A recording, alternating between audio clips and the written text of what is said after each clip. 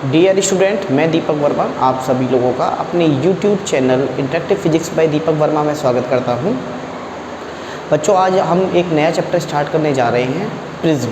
जैसा कि हम लोगों ने लास्ट लेक्चर में रिफ्रैक्शन का फिनोमेना पढ़ा था, प्रकाश का अपवर्तन का फिनोमेना पढ़ा था, तो यही कुछ घटना हमें प्रिज्म में भी देखने को मिलेगी।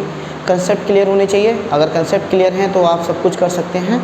तो मेरे साथ आप लोग हेडिंग लगाइएगा इस नए चैप्टर को। चैप्टर का नाम है प्रिज्म।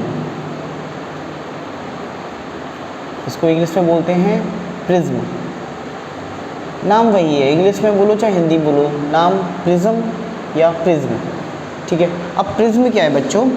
मान लीजिए एक सरफेस आपके सामने एक ये है, मान लो इसका नाम दिया मैंने ए बी, और एक सरफेस आपने ये लिया ए सी, और किसी एंगल के साथ में आपने इसको रख दिया, तो यही क्या बन गया आपके सामने? प्रिज्म।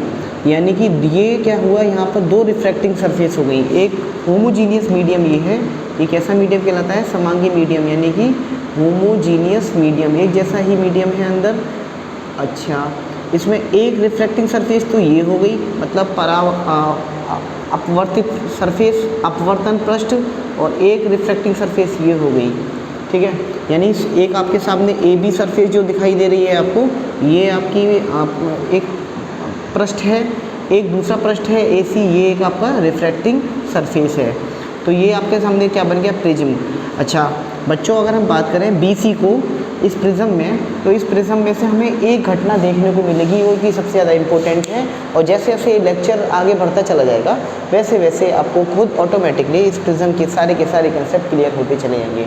तो आपने कभी कभी पढ़ा होगा, जैसे कि अगर मैं किसी भी वाइट कलर की लाइट को, श्वेत रंग के प्रकाश को अगर मैं इस प्रिज्म में से पास कराऊं, तो प्रिज्म में से वो जो वाइट कलर की जो रेज है ना, वो 7 अलग अलग कलर में डिस्ट्रीब्यूट हो जाती है, जिसको हम बोलते हैं विबग्योर।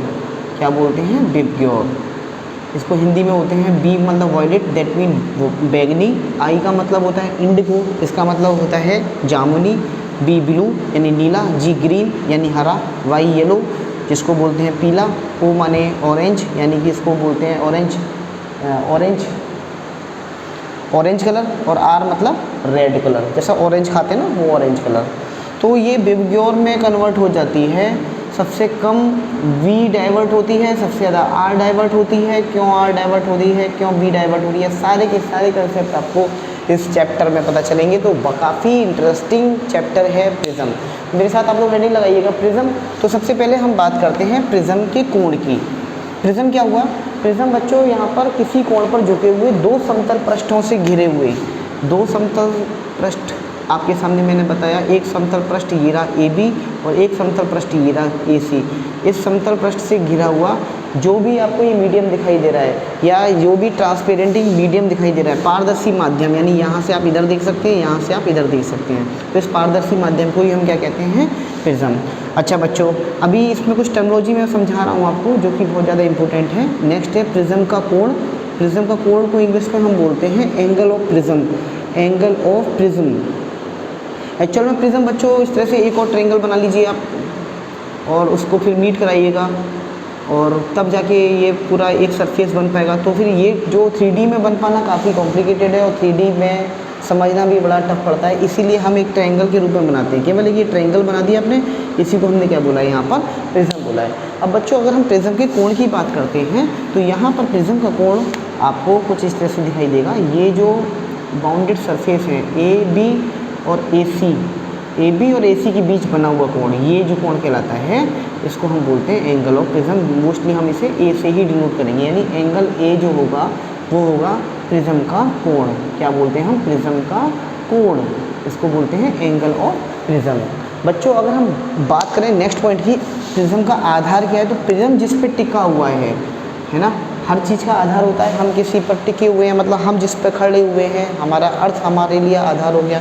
इसी तरीके से ये प्रिज्म एक बीसी सरफेस पर टिका हुआ है, तो जो बीसी सरफेस है, इसी सरफेस को हम बोलेंगे प्रिज्म का आधार। ये क्या कहलाता है बच्चों? प्रिज्म का आधार कहलाता है। नेक्स्ट टॉपिक अगर आपका बात करें, तो इसमें आता है अपवर्तक पृष्ठ। तो प्रिज्म के जिस समतल पृष्ठ से या जिस प्लेन सरफेस से आपका परावर्तन होता है, अपवर्तन होता है, उसी घटना को हम बोलते हैं अपवर्तक पृष्ठ। यानी कि एक तो आपका अपवर्तन यहाँ से हो रहा है और एक अपवर्तन आपको यहाँ से देखने को मिलेगा। तो इसमें जो AB एंड AC सरफेस, यानी जो AB और AC सरफेस दिखाई दे रही है, वही आपकी क्या है, वही आपकी अपवर्तक पृष्ठ कहलाती है। तो बच्चों ये कुछ टर्मिनोलॉजी थी, बाकी की टर्मिनोलॉजी जो है और बाकी की जो प्रकाश की प्रिज्म से घटना है वो किस तरह से 7 कलर में डेविएट होती है और उस घटना को क्या बोलते हैं, ये हम लोग नेक्स्ट लेक्चर में डिस्कस करेंगे। Thank you very much.